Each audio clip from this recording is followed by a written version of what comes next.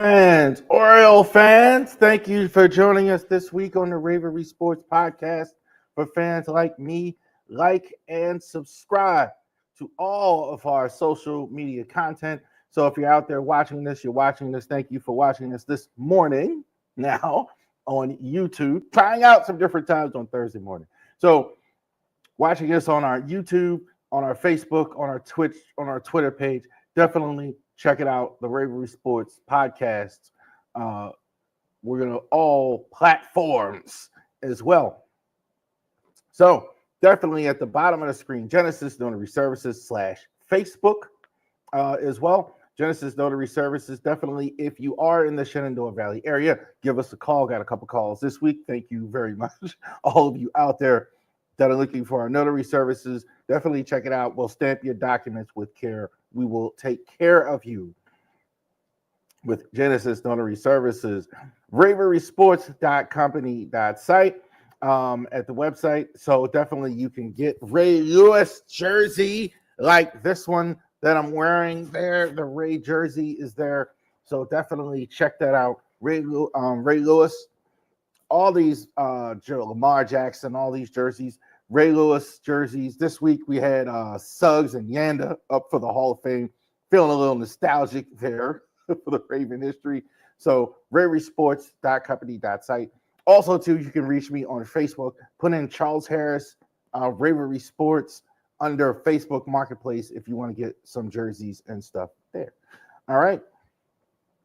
See Charles Harris. We are LegalShield.com. If you want any Legal Shield, definitely reach out to me. The best way to do it, obviously, we got the website there, but you can reach out to me on my Facebook page there as well. Definitely put in Harris Legal Shield, Winchester, Virginia. Definitely reach out. Give us a call. You know, I know this is 2024 text message and all this other stuff, but definitely call us if you have any issues or anything like that.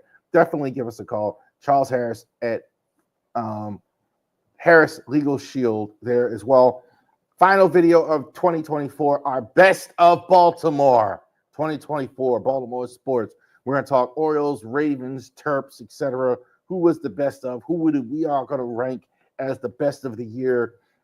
Best Orioles, best Ravens, best Terp football, basketball, anything else as well. So best of Baltimore 2024. All right. Not a great week for us in terms of results on the field. So I hate losing to the Squealers, man. I have absolutely no use for it. I'm telling you. But that is a fact of life.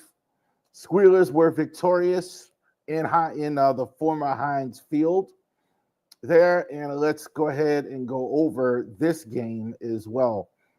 Ravens flat out didn't lose to the Steelers they lost, obviously. They lost. I mean, you see the score there. But they flat out beat themselves. Steelers fans been telling me all week, obviously, dude, like, y'all, this team is not Super Bowl level, clearly. But if the Ravens are going to beat themselves, I don't know what to say. You've lost 4 games, really, essentially. And even all the 7 losses in the last 2 seasons, maybe except for the AFC Championship game last year. You had 3 losses in the regular season last year. You had 1, obviously, in the AFC Championship game last year.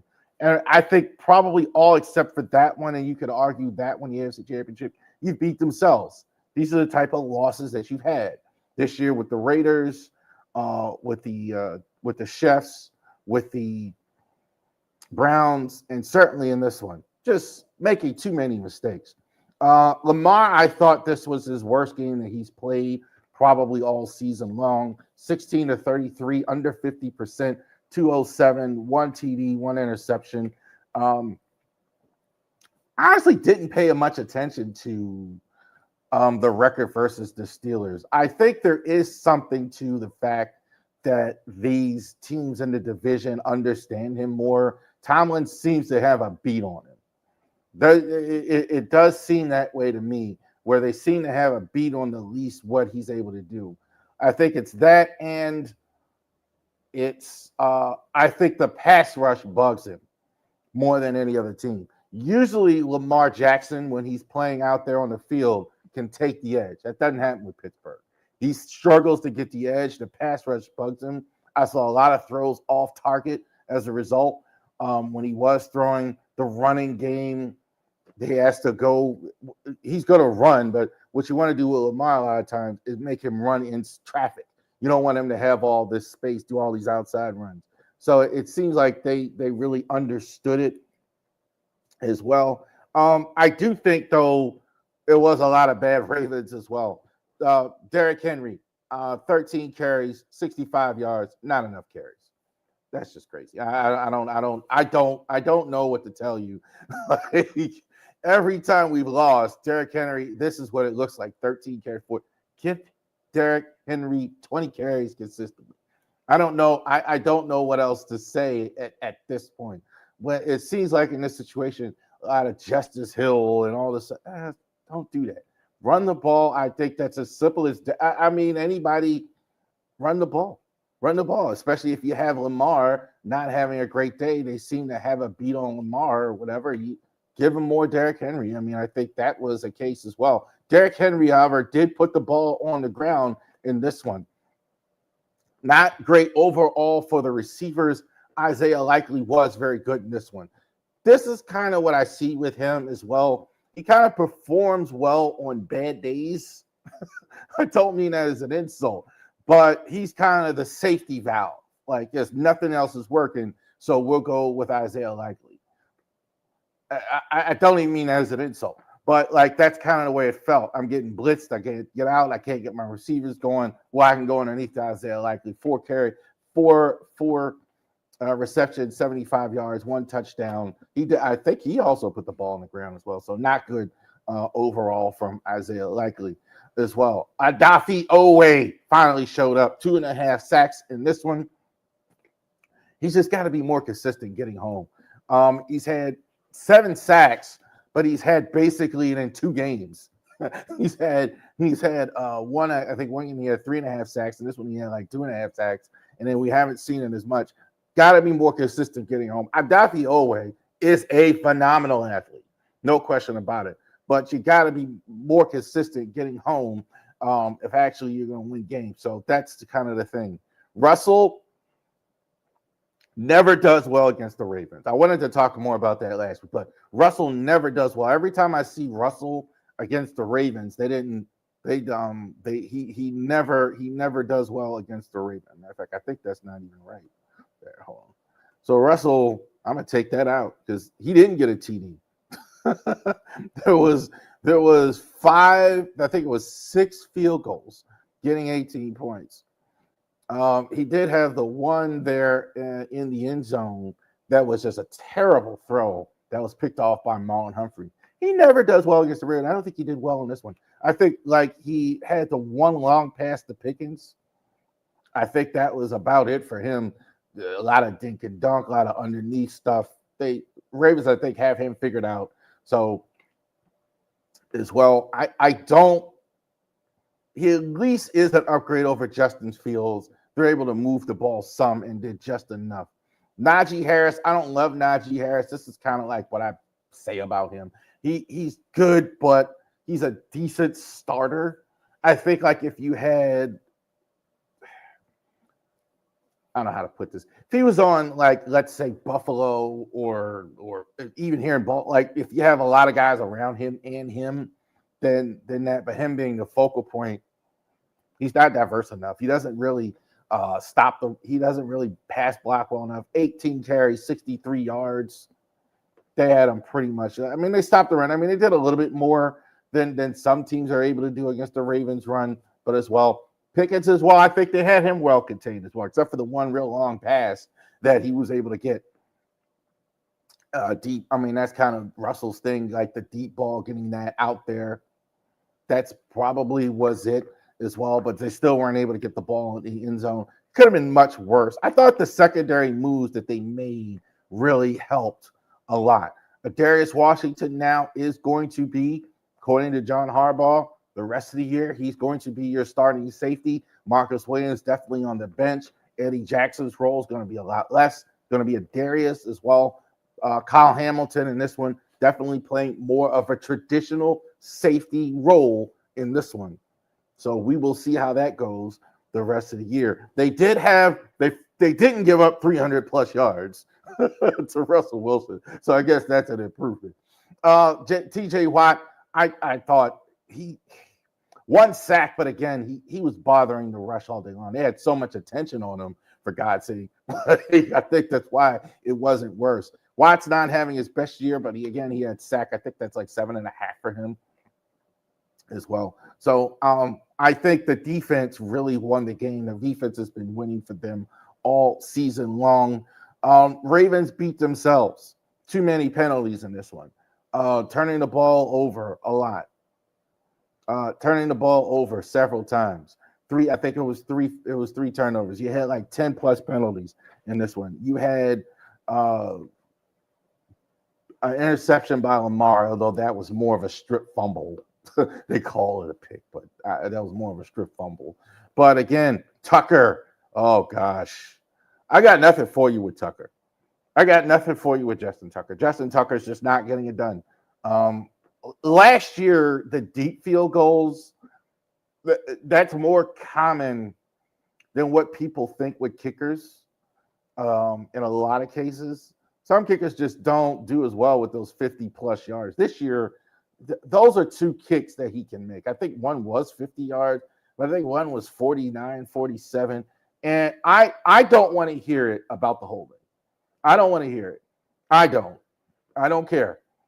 Like, if it's taking you this long to fix it, then get somebody else in there who could do it. Get Josh Johnson to hold, see if he can do better. Get Lamar to hold, see if he can do better. Get another punter, for God's sake. If it's this bad and it's because of the holding, then you need to switch the holding, or you need to get Jordan Stout to do better. I don't want to hear it after we are.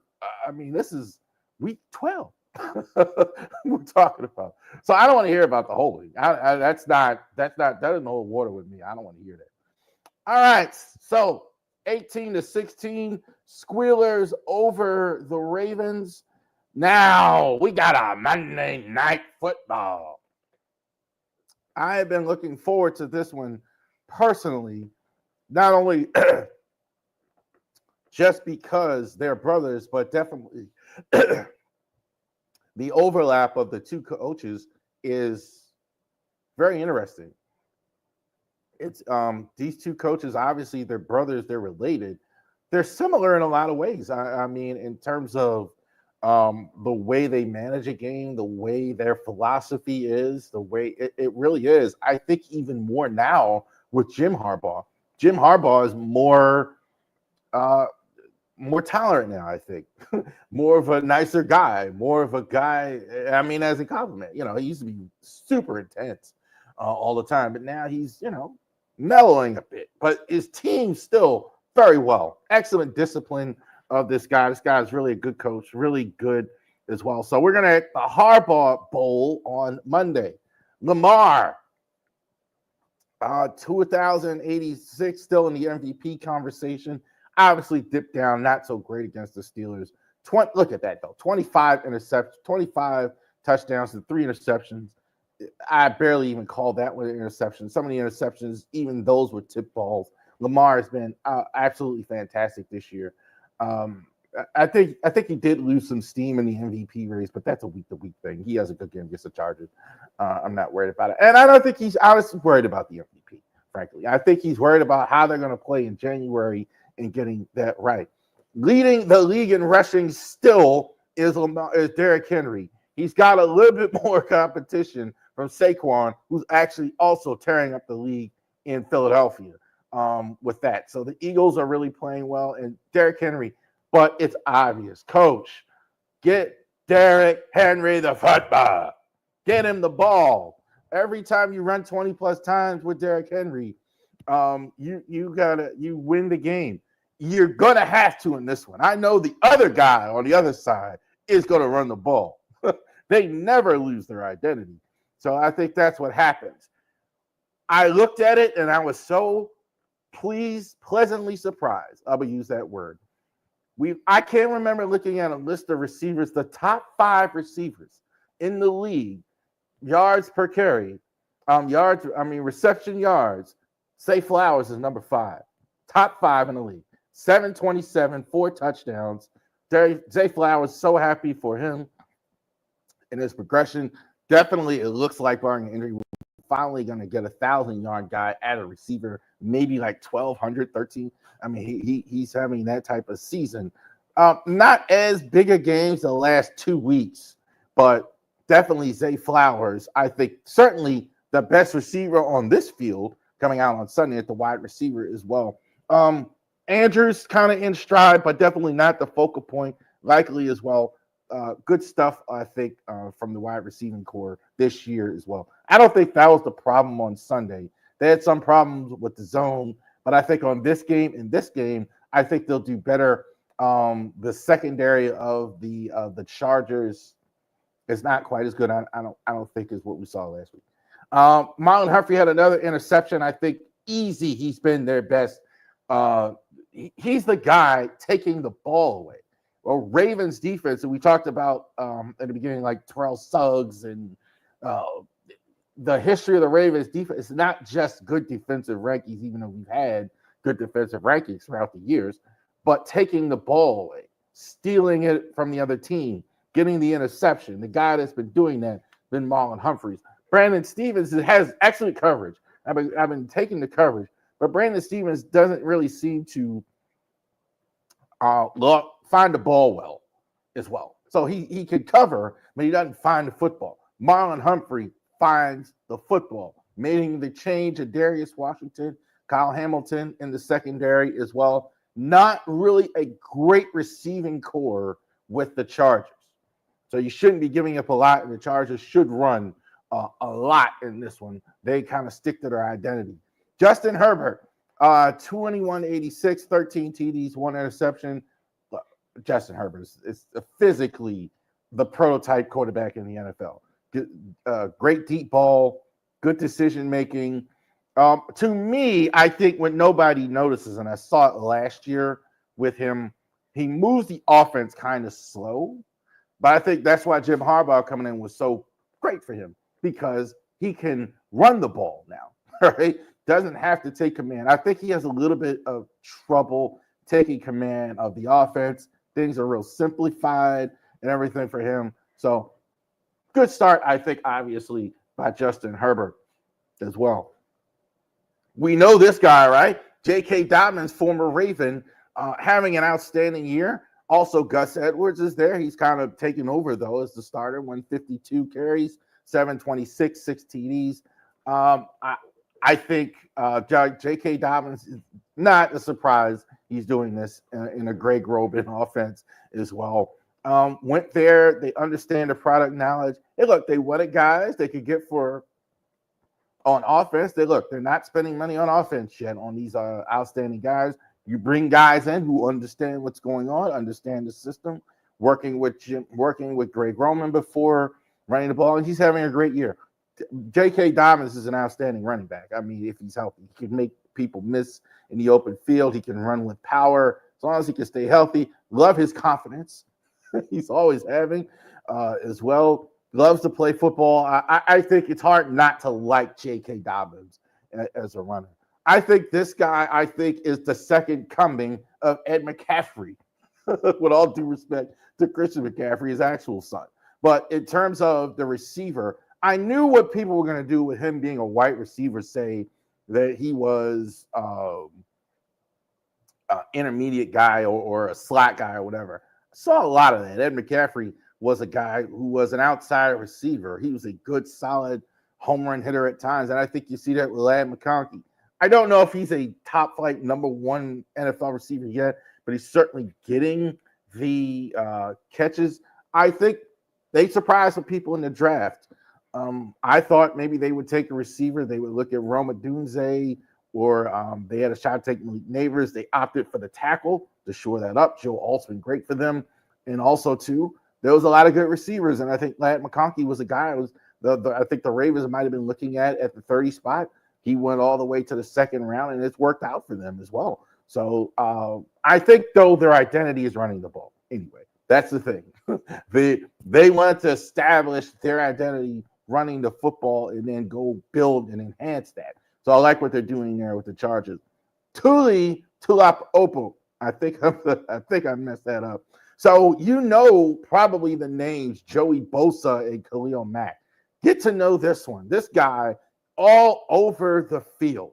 Really guy that's really kind of outplayed both of those guys there. And they're still there. I mean, I think Mack, was out with the injury last week, may play. Bosa, I think, is still there. Bud Dupree is a guy with experience, but they're rushing the passer big time. The Ravens tackles really need to play well against it. Part of why the Chargers have had more success this year is because the pass rush is really, really good in Los Angeles. I didn't say San Diego. I want to say San Diego. So the Chargers, the pass rush is really good. Defensively, this is a much, much, much better team than we saw last year when they played, where they had some guys, but they really were in a collection. This is a good group. We mentioned Mack, Bosa, Derwin James having an outstanding year for them. Asante Samuel is there, but I think he's on IR. I think you have a lot of their young corners there. This is a good Charger defense as well. So shout out to them getting it done. X Factor. Seems silly to put an X on Derrick Henry, but run the football. Run the football. Honestly, I'm surprised I need to say it. Every time Derrick Henry gets 20 carries, Ravens win. You shouldn't have an excuse not to run the football in this one.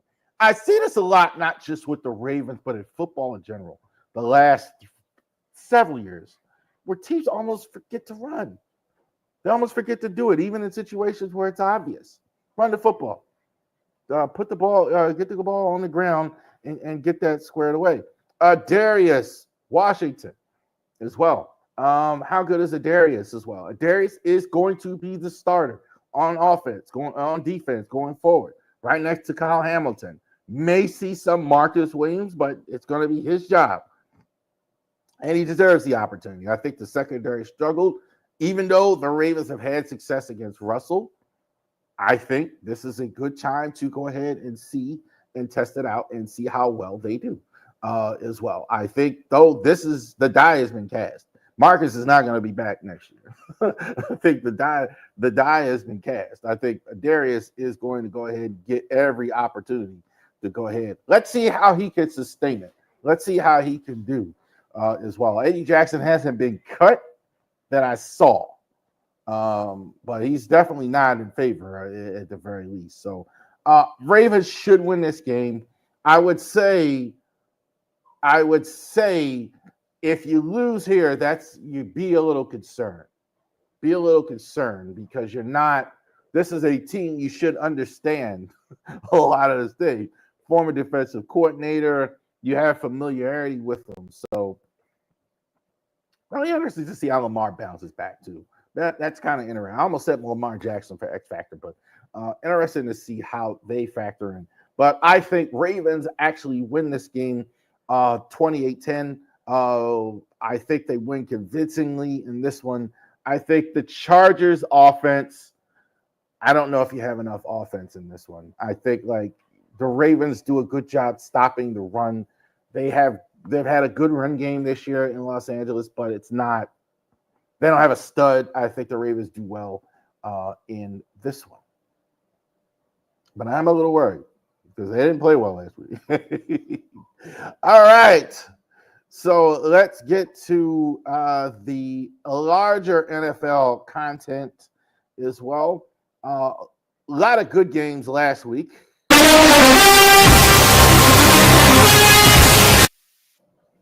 A lot of good games last week, but this week you have some games here. Meaningful games, obviously, because I mean these are the best 5 games on the schedule that are not Raven games. But really important stuff last week. But this week, not as good. Team record wise, more what I mean is teams not as good in this one. But games very important for the division in all that going forward this week. So last week, Philadelphia really established themselves over a win. Washington probably is a division. Maybe I think they're the team, if there's anybody, going to challenge Detroit in the NFC. So definitely that is big. So big win for Washington, big win for Philly in that one. Bears just can't figure out how to beat the Packers. It's wild. Like they turned the win into a loss again. I think the Packers, kind of are what I thought they were in preseason. Jordan Love's got to clean some things up. He's turning the ball over a lot, but they kind of are. They're a solid playoff team. Not maybe a Super Bowl ready, but a kind of a solid playoff team. Josh Jacobs has been really good for them. I've always liked Christian Watson. He had a really good game for them last week as well.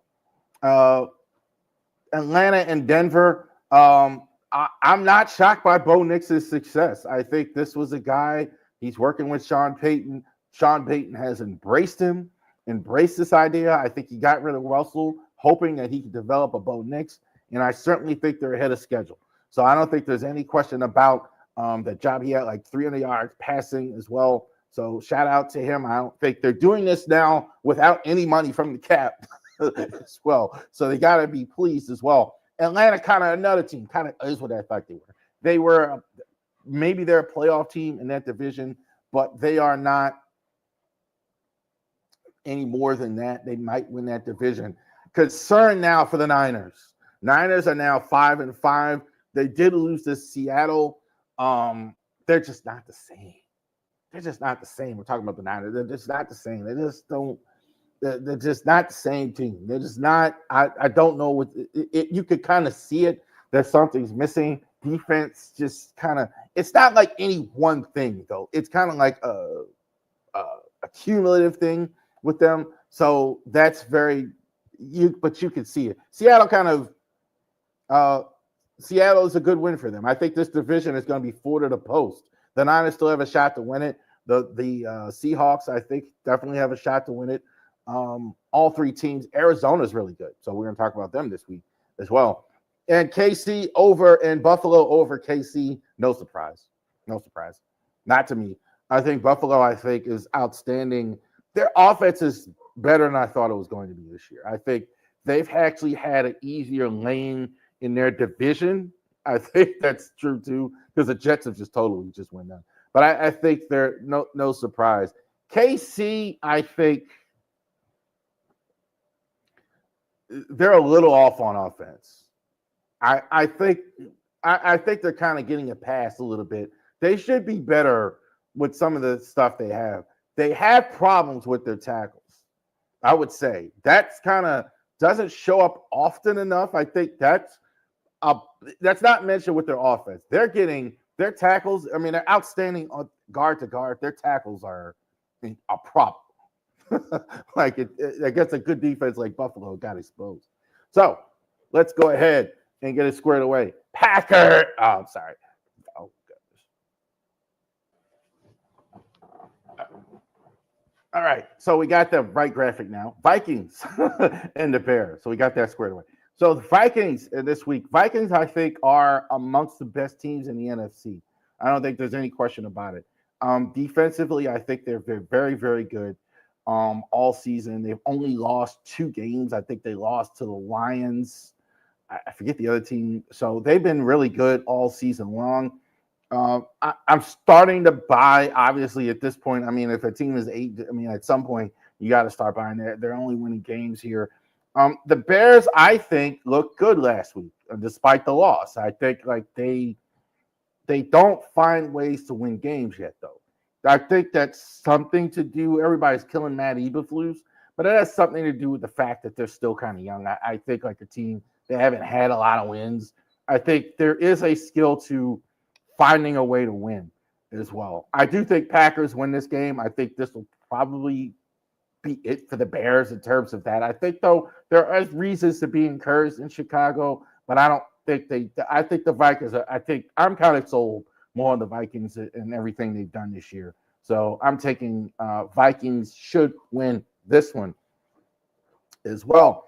The Lions and the Colts and this game as well. I'm going to start Colts here. Because I think we know the Lions. The Colts, I think I was a little surprised when they went back to Anthony Richardson, who played well in the last game. So that was good. I thought Anthony Richardson played well. They went ahead and they won. So that's good. I think they won against, now they beat New York. So I'm not jumping up and down too much, but he was good. 272. I thought Richardson was good in this one. Can he follow up now? Has he learned? That's what's the fascinating part about this game for me. Richardson having benched, putting back in, can he follow up with this and do even more with this? Can he do that? Playing a really good team, obviously, against the Lions. The Lions, I think, are the best team in the NFC, if they're not the best team in the NFL. I think they are as about as flawless as you can get. Goff is playing outstanding. Their run game is outstanding. With Gibbs has been great for them. The excellent group of receivers. I think they throw the football and run the ball well. They have great balance. I think they have great coaching. I think defensively they've even cleaned up, I think, some of their secondary issues.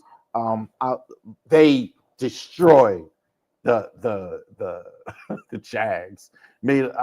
So I think they win this game as well. I can't buy the Richardson thing yet. I think kind of like him and Caleb Williams, they're showing progress, but it's progress. These are this is established football team that they're playing. So I don't think they're quite ready for the yet. Lions like them in this one as well. These are 2 teams now that could win the NFC West. So how many of you had the Cardinals in first place in this division? Yeah, I know, right? The Cards, look, Kyler Murray is kind of like in the sense of Nick Sirianni, or I think Kirk Cousins. I think despite the success he's had, he gets, to me, criticized a ton. He's been good this year. I mean, I think they've had some defensive issues over the year, during the course of the year, but he's been good. I mean, I don't think there's any questioning how good he's been. So they're coming off a bye, so that's going to help them as well. Seahawks, I think this is a tough place for them to play, though. I really always do think there aren't many good home fields anymore, by the way. They're not. Like, Pittsburgh is still one. Kansas City is still one. I think Seattle is one. You don't go into Seattle and see a lot of other team stuff in there a lot. Like, even in Dallas now, they're having this problem. So I think the Seahawks win this game. I think the Seahawks defense really does a good job against the run. So I think they will go ahead and stop Kyler Murray as well. You got to watch him running the football as well. I think the Cards have been good. I don't love them on defense. I think the Seahawks offense has a good day at home as well here. So fire up Steve Young and Brett Favre and John Madden and Pat Summerall for the 4 o'clock. Not quite. But these are 2 good teams, obviously, the 49ers and the Packers. This is huge for the Niners. They want to have any playoff aspirations. They got to win a tough game in Lambeau against a good Packers team, I think, as well. Niners have not been the same this year. Purdy, not quite as good. I'm not laying it on him, but I think not quite as good. They haven't had McCaffrey. It's been death by 1,000 cuts, and it's kind of lost a little bit. Their offense is not nearly what it was. That's, I think, the biggest thing with the Niners. Their offense is just not – defense, I think, has slipped too, but I think their offense is really not quite the same here. And I don't think they go into Green Bay. And I like the Packers here as well. I think the Packers find ways to win. Love has got to clean up some of these picks. You know, the deeper you go into the season, that's a problem. Jordan Love is got to go ahead and start cleaning a lot of this stuff up here.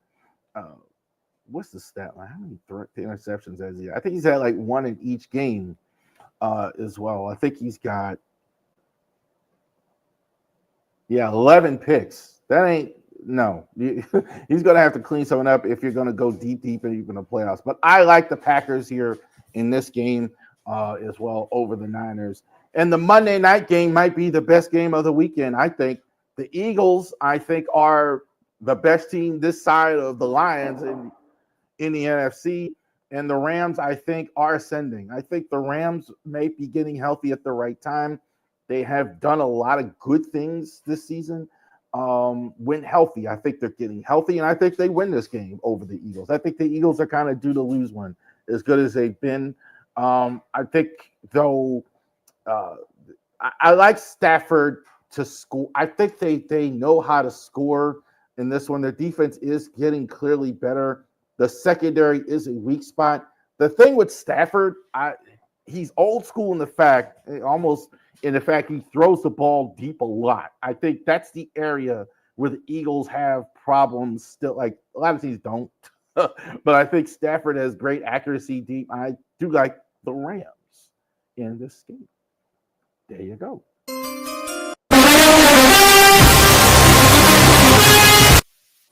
Play the long one. That was the draft one.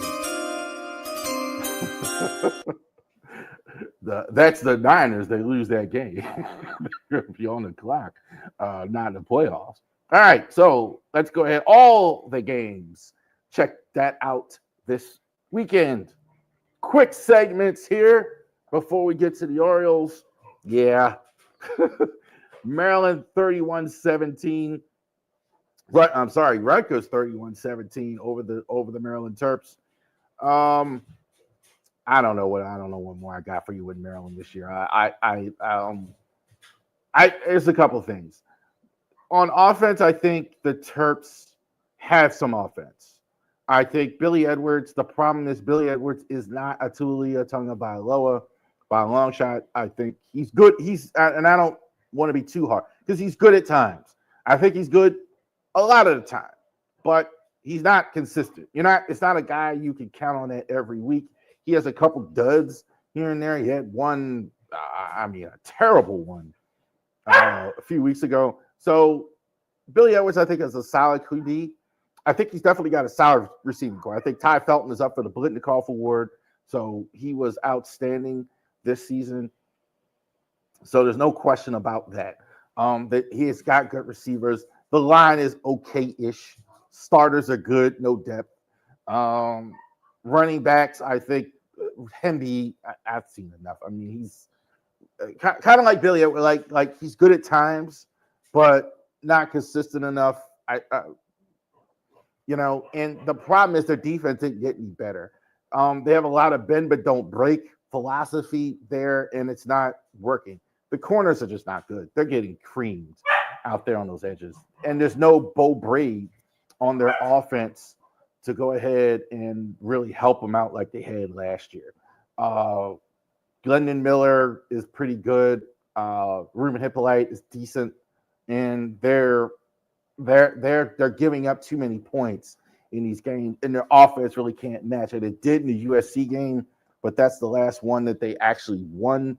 But they're giving up 41-30. Like, it's not going. They can't sustain themselves in this track meets. In this one here, there was the same deal. They kind of offense kind of started out okay, missed the field goal. They can't sustain the shootouts like they did last year, and they don't have enough offense consistently. The defense isn't as consistently good in this one. I have no trouble pronouncing Rutgers quarterback's name, but he played last year at Minnesota, I know, and he's a decent quarterback, a little bit better than Billy Edwards.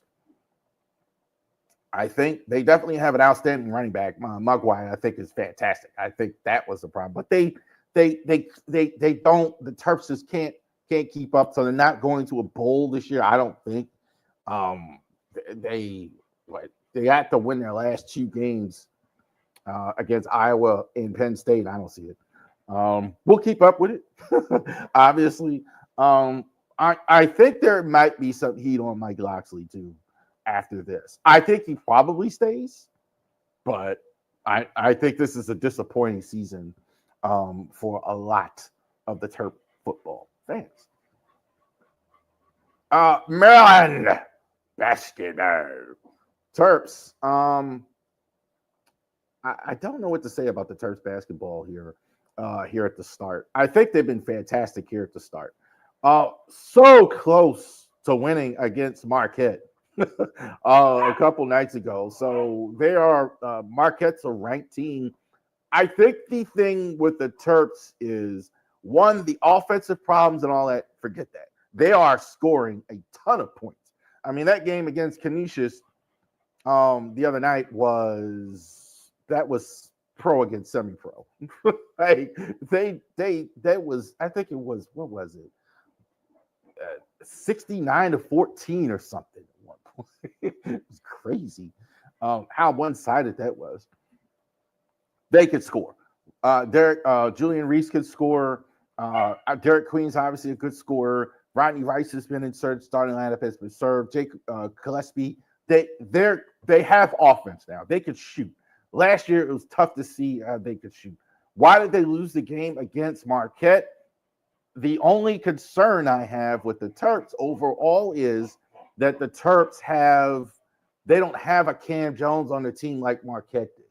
Who's going to be the guy to carry them in the stretch run? Who's going to be the guy to actually do what they need to do at the key times, etc., in down the stretch and all those things? That's going to be the question with the Terps this season. They're going to score more points, and they're going to be more competitive in these games. They're going to take one of these games like they lost against Marquette. So this is everything we talked about with the Terps football, the Terps hoops looks much better. They look much better here at the start. However, admittedly, it's still really early, so it's really too early to tell if you get a massive improvement from the Terps basketball this year here so far. Jake Paul beat Mike Tyson in the fight on Netflix as well. So Mike Tyson and Jake Paul, it did go, I think, all 8 rounds. I think it was 8 rounds, where Jake Paul defeated Mike Tyson. Basically, he did what it was smart for him to do. He kind of stayed in range using his height, length, beat up Mike. Mike just was old. I would say this. He didn't take the bait with Tyson. Instead of going in where he could have got knocked out, he kind of just stayed at range, used his length, which was smart. I think that would have been silly to actually go ahead and actually go in because Mike couldn't chase him. Right? He just was tired. But shout out to Mike. Shout out to Mike for getting in there. Good for him. He got $20-some million. He sold out. I think a lot of people got to see Mike Tyson walk to the ring as well. The broadcast on Netflix was awful. I think the stream was all. I'm not so worried about that going forward because they're kind of new to this. That is a thing. When you stream this many people, there are going to be some issues. There's going to be some engineering things that you have to do that they're not used to doing that. So they're kind of new. I think some people are worried about it like that. I don't know why Rosie Perez and Cedric the Entertainer were there. I don't know what why would they do a commentary? Apparently Rosie Perez big fight fan, I guess, but I didn't understand that. I think I don't know why, and I understand they're not real fighter. Not this isn't Canelo Alvarez or anything like that, or Tank Davis. But Rose, that was kind of like crazy to me. Like, why would you have that? But some people were mad. I don't know what they were expecting. This is kind of what I expected as well. So Jake Paul defeated Mike Tyson. Big event. They made a lot of money. Good for them. Good for Jake Paul. Good for Mike. All right. Let's talk Orioles. I've not heard anything yet on the hot stove as of now. So we're still kind of waiting. Baseball, where football, everything kind of happens all at once. Basketball, even in short period. Baseball kind of drags it out. Nothing really is going to happen until Soto and Burns sign. So once that happens, then you'll see the other dominoes start to fall, because once they've actually signed, and as of this recording, they haven't really signed anywhere yet. So once they actually sign, then we'll go ahead and be able to get that taken care of. All right, so let's go ahead. The depth chart. So preface that, and it's also a preface to this, because we don't know yet exactly. Stop, dog. I don't know if you can hear the dog or not. Dog's going crazy in the background. But you preface this in the background. We don't know yet what it's going to look like. We don't know who they're going to sign, who they're going to bring in, who they're going to start. But we're doing this as if the season started on November 21st. So if we're starting it today, what does it look like? Okay, so let's go ahead and get this. The catcher, Adley Rutschman. Obviously, he's going to be the franchise catcher for the Orioles for going forward. He's one of their best players.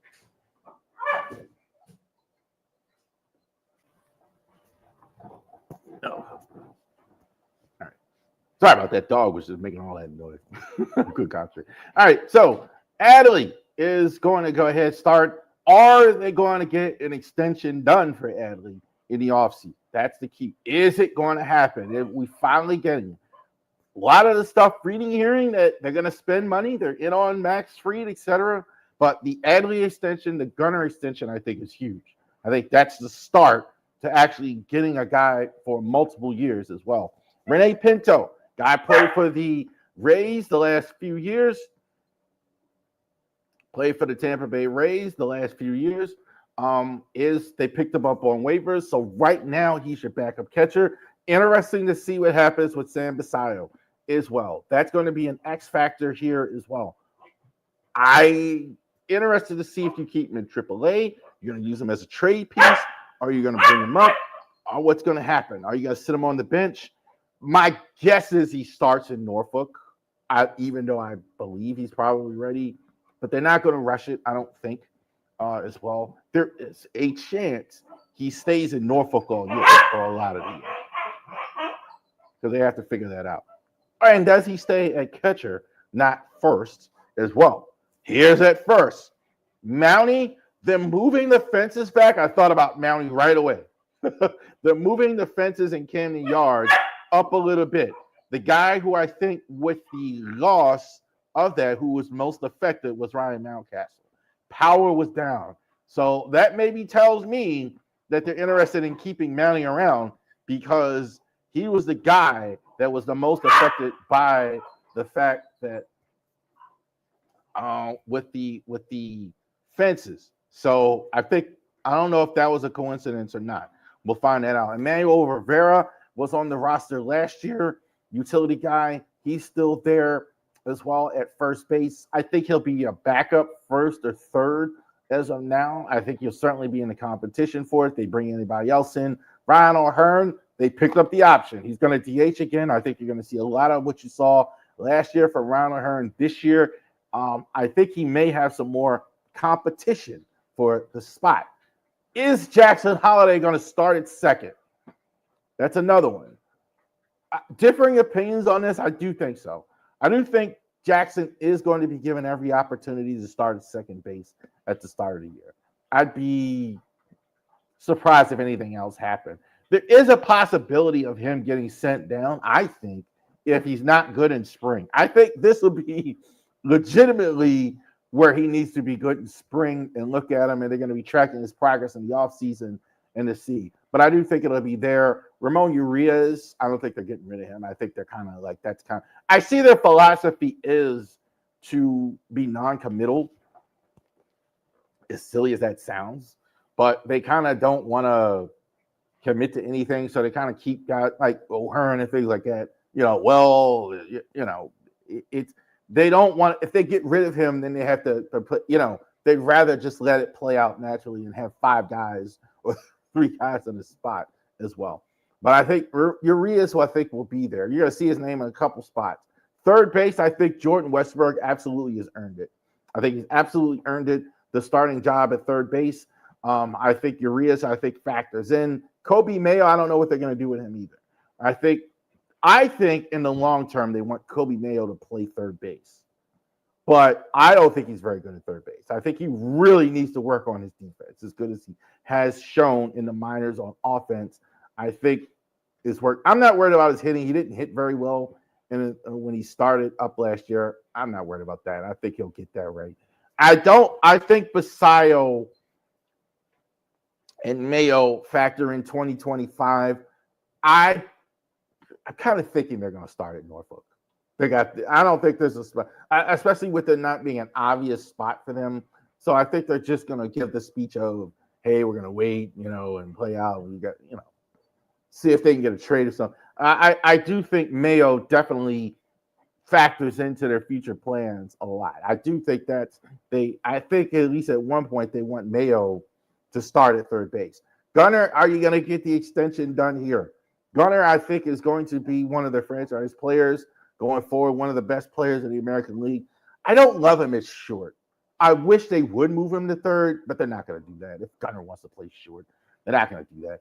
I think he does need to do some work there. That's it. Jorge Mateo I think is on the roster as well. I think if he's healthy enough to play, I think he had an injury last year, questioning and worrying about that. But I think that's simple enough. Colton Cowser is going to start in left field for the Orioles. I think Colton is an outstanding player. I think he kind of got jerked out of Rookie of the Year. I really think it was Yankee bias. I think more people know the Yankees, Luis Gil, etc. It was super close anyway. I mean, he lost it by, the hair of the chin. Doesn't take away from what he did on the field. I thought he was terrific. Took it right from Austin Hayes. Really kind of undefined as a role. Not shot though. Hits for power for all fields.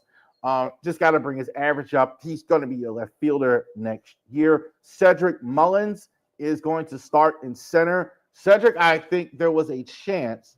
They might have moved on from Cedric.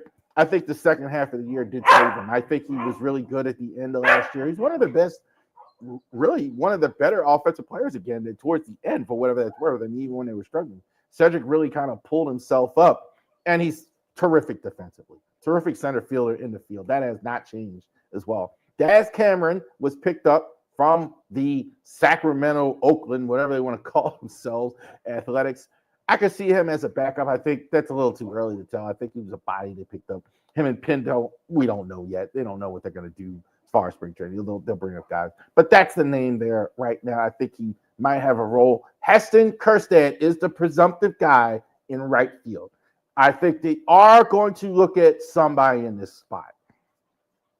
I think Tusker Hernandez is possible. I think Jerkerson Profar is possible. I think they're going to look at guys in the outfield. I do. I think it is possible, though, they could stand pat. I think if they do stand pat and they say, well, this guy's too expensive or whatever, do we want to make a commitment? Michael Elias said they're looking at outfielders. I got to think this is what they're doing it for. I think Kjerstad is ready, though. Kjerstad, I think, is ready to play every day. I think he's kind of showed it towards the end of last year. He is going to be your starter in right. Rotation. Zach Eflin Grayson Rodriguez, Dean Kramer, Albert Suarez, Cade Povich, Trevor Rogers. Cam Bryce reported that they are the favorites for getting Burns along with the Dodgers. I hope they're right. I'm kind of thinking that he wouldn't sign with the Orioles. I think they would. I was thinking maybe they would get outbid, but they're bidding. So I think that's good. If you can get, obviously, Burns is your number one start if he gets him back. But I think your rotation is pretty decent as well. I do think, in lieu of that, I prepared this because he has not signed with that. I think Povich and Trevor Rogers, I think, are probably fifth candidates as well if you don't sign him. Suarez, I think he's earned a spot. I'd be surprised if I didn't see him at least in the rotation mix for the fourth starter. I think he's earned it. I think definitely you got to look at that as well. Bullpen, I think, is more set than what people think it is. I think with the picking up of Sir Anthony Dominguez, his option, Batista in the ninth, Dominguez in the eighth, Cano in the seventh. That's the way it's going to go. I think you may pick up somebody. Canelo Perez is there. Webb is there. Keegan Aiken, Greg Soto, Brant Baker. I think those are options as well. There's your order as well. I do think if they can pick up a Clay Holmes, if they can pick up a tennis, if they can pick up somebody that's really going to help them, I think they'll do it. I think teams are always looking to add to their bullpen, but I think they feel this is the way it's going to go, and I think this is the way it's going to go. We just got to get Felix Batista back healthy again. There you go. All right. So next week, we're going to look at the order. How are these guys going to go in the batting order? We want to thank you this week for watching the Ravery Sports podcast. Have a great morning. Have a great day. We will see you next week. Enjoy all the games. We will see you also Monday night after the Chargers game for your